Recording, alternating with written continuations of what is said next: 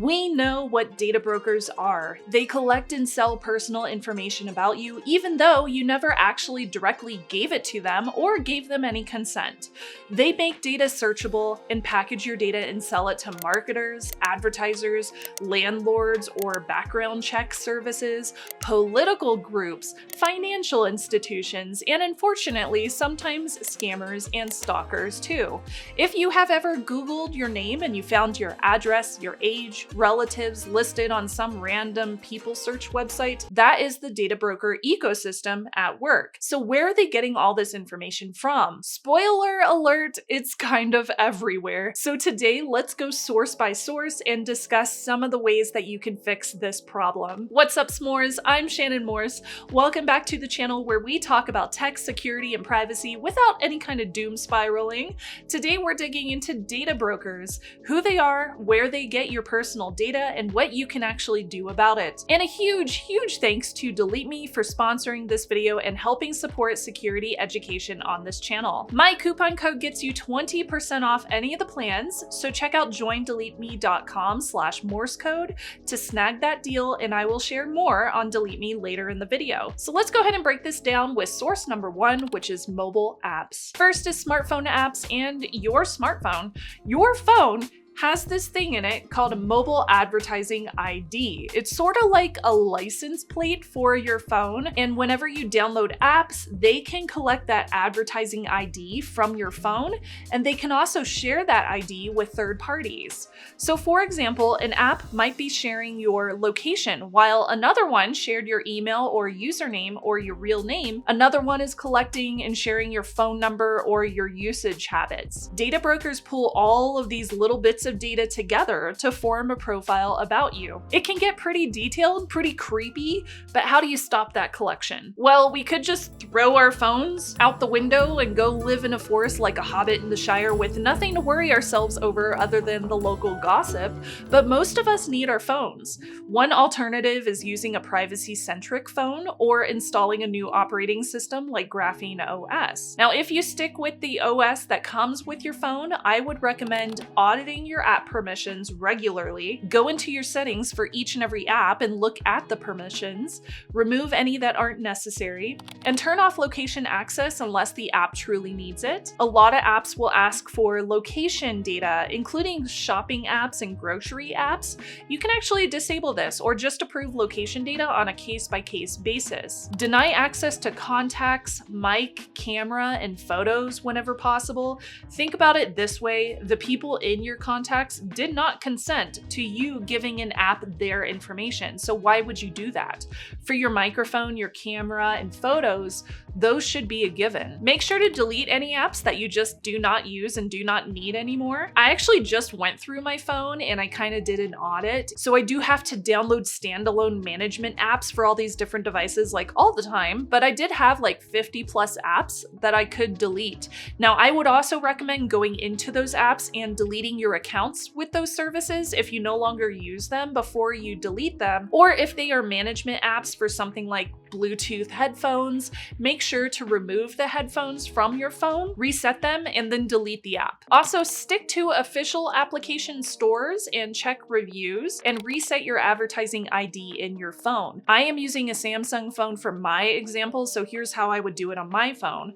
I go to Settings, Security and Privacy, More Privacy Settings, Ads, and tap Reset Advertising ID or Delete Advertising ID. Source number two is social media scraping. Now, if your social media is public, mine is, assume it is being vacuumed up. Data brokers use automated bots to scrape all sorts of data like your name, photos, bio, location, friends list, posts, usernames. Even if scraping violates the platform rules, it still happens all the time. Once scraped, that data gets resold over and over and over. Now, of course, the biggest defensive move would be to completely delete and purge all of your social media accounts, delete them all, delete the data, delete the posts, accounts. But when you do that, account usernames or links could be freed up for scammers to steal and try to pretend to be you. So if you need to keep those social media accounts around, set profiles to private whenever possible, remove your phone number and email from public view,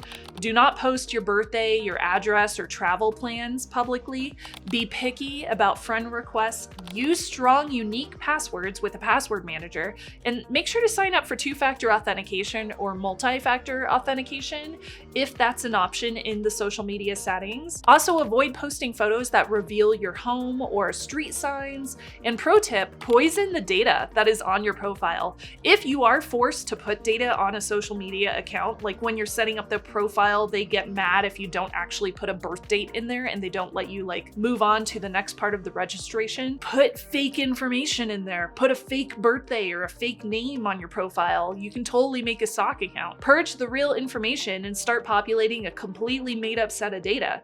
We can't stop the data brokers from scraping data, but we can definitely give them false data. Confuse the data brokers. Source number 3, credit card and purchase data. Now this one's kind of tough to combat. Some financial and transaction data does get sold in anonymized form. That means that your name is removed and replaced with some kind of token ID. So if it's anonymized, why the worry? Because that sounds totally safe, right? Well, no, no. Even just with a few little data points like your store location, the purchase time, the product type, combined with social media posts or an advertising ID, that can often reconnect that purchase back to you. That is how people get put into marketing categories like luxury buyer or budget shopper or pet owner or health condition interest groups. For example, have you ever had a magazine mailed to your home address from some company that you have never ever purchased from? You are likely being targeted by that specific magazine because a retailer sold your purchase data. So to fix it in this digital age, we do have some options that can help here. For example, use virtual or masked card numbers whenever possible. Many services offer this, including Apple Pay, so that's a really good option to use. Avoid oversharing purchases online, which also goes back to the social media scraping, so just keep that in mind. Use separate emails for shopping accounts.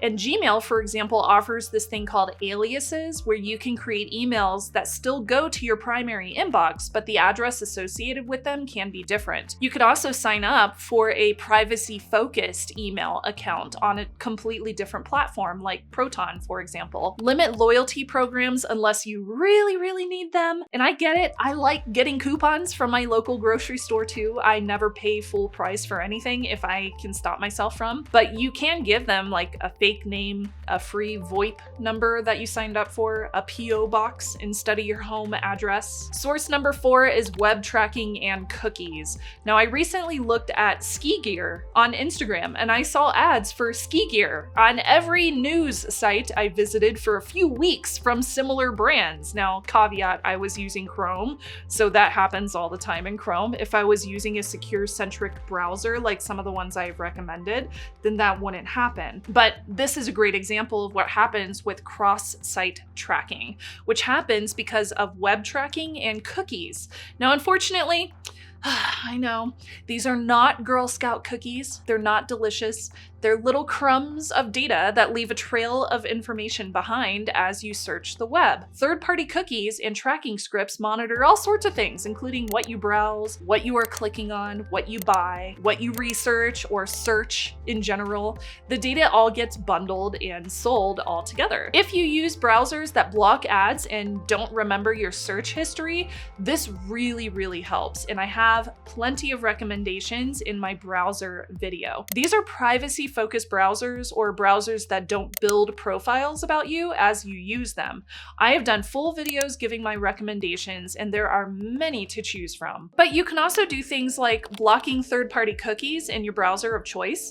You can enable protection features. You can use reputable content blockers and tracker blockers, and you can clear your cookies regularly, or you can set up your browser to auto clear cookies. Source number 5 is public records. So we have public records, at least we do here in the US. I'm not sure how this would affect you overseas, but here in the United States, a lot of what you do ends up in a public record. So this is a big one that people forget, and unfortunately, a lot of this is out of our control, or it entirely depends on local laws and what state you live in. A huge amount of broker data comes from public records. So that can be property records, voter registration, business filings, marriage or divorce records, court documents, vehicle registrations. These are often legally accessible, which means brokers can collect and resell that information. So how in the world do we fix this one?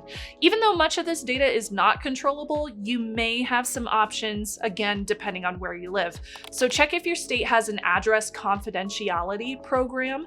Sometimes this is only available if you are already under a protection program or if you have a documented court case that requires some kind of address privacy, but it may be worth looking into. Ask your county clerk what can be redacted. Use a P.O. box where allowed, or a secondary suite address like for a business. You can also look into virtual mailboxes, local street addresses like a UPS store address or a private mailbox. These are also called PMBs if you search for them online. Check property and UCC filings for exposed personal information, and set up Google alerts for your name so you know whenever your data is showing up online. Now, with any of these sources, it's certainly a really big reality check. It's really hard to get your data off the internet, and data brokers make it even harder. You can reduce the onslaught of surveillance and tracking, and one of the most effective steps is removing your information from data brokers and people search sites directly, which brings me to today's sponsor. So DeleteMe is a privacy service that finds and removes your personal information from hundreds of data broker and people search websites. Instead of you spending dozens and dozens of hours filling out opt-out requests one by one, their team handles the removals for you and keeps checking back, because brokers they just love relisting your data later. I've had an account with DeleteMe for almost a decade, so I have an archive of privacy reports they've sent me that give me a detailed analysis of where my data was and where it was removed.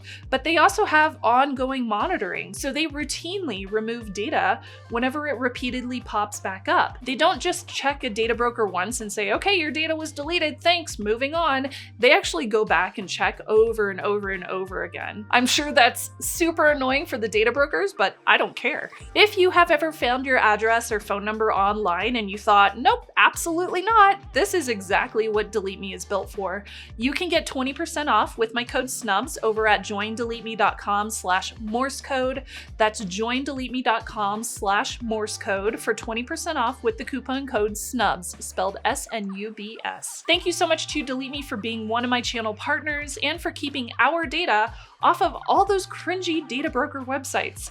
And that brings me to a checklist action plan that you can actually use anytime you want. Now, if you want the practical checklist version, screenshot this list and check them off as you go. First, lock down app permissions, make social profiles private, limit what you post publicly, block trackers and third-party cookies, use masked emails and cards wherever possible, check public records exposure, sign up for the removal service DeleteMe, and use my coupon code for 20% off, because here we don't pay full price. And I want to hear from you. What is your #1 pro tip for getting data off of those data broker sites? They've been very problematic here in the US, and I would love to know what your fix has been. Tell me in the comments. If you found this helpful, hit like, subscribe, share this with your friends that overshares on social media, because everybody has a friend that does that. Stay safe, stay smart, and I will see you in the next one. Bye, y'all.